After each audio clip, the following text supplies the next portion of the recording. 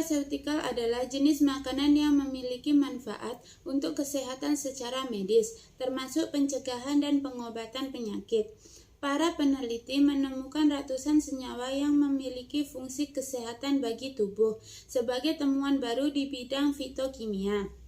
Nutraceutikal di era postgenomik. Terdapat 3 faktor yang akan mempengaruhi kerja nutraceutikal dalam tubuh.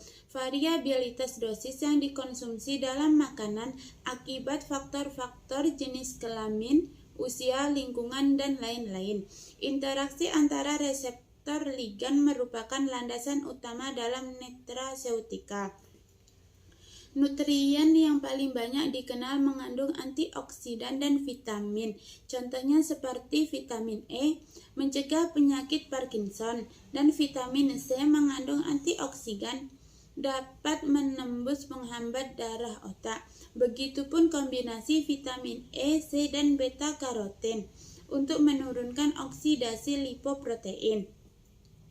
Fitokimia merupakan bahan kimia kompleks terutama pada buah-buahan dan sayur. Fitokimia dengan khasiat antioksidan berwarna terang karena mengandung kromofor. Sayuran berwarna hijau gelap mengandung klorofil, karotenoid. Separuh dari 50 karotenoid diserap ke aliran darah. Karoten dapat melindungi dari kanker hati dan paru-paru. Likopen. Manusia tidak dapat membuat likopen, jadi harus mengonsumsi buah-buahan. Lutein dan zeaxanthin. Lutein adalah suatu kantofil dan satu dari 600 karotenoid di dalam sayur berdaun hijau sebagai nutrisi mata.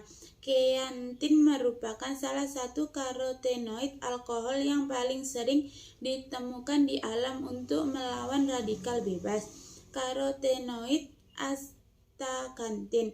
Astaxanthin tidak diubah menjadi vitamin A di tubuh, melainkan untuk membantu mengatasi penyakit nyeri otot, reumatik artritis. Jenis-jenis produk bahan alam yang digunakan sebagai nutraceutikal. 1. Produk bahan alam yang distandarisasi dengan kemampuan dan marker yang telah diketahui. 2. Produk bahan alam dengan kemampuan dan marker yang diketahui namun belum ada standarisasi. Kerusakan bahan pangan. Bahan pangan dibiarkan di udara terbuka akan mengalami kerusakan. Faktor yang mempengaruhi kerusakan adalah jenis bahan pangan dan kondisi lingkungan. Tanda-tanda kerusakan. 1. Tekstur. Dari keras menjadi lunak, contohnya kentang. 2. Tekstur dari lunak menjadi keras, contohnya tepung. 3. Tekstur dari kental menjadi encer, contohnya telur. 4. Rasa menyimpang, contoh sirup menjadi asam. Aroma menyimpang, contoh telur menjadi busuk.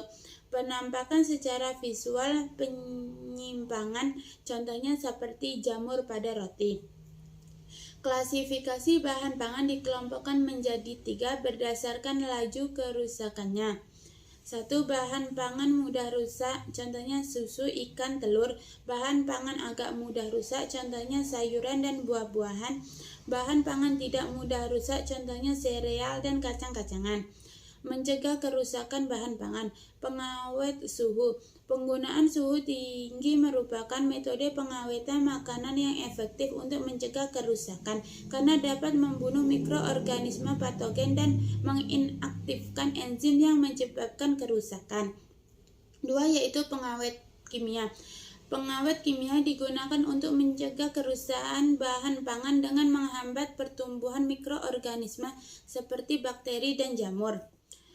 Yang terakhir, pengeringan. Pengeringan adalah metode pengawetan bahan pangan yang efektif untuk mencegah kerusakan dengan cara mengurangi kadar air.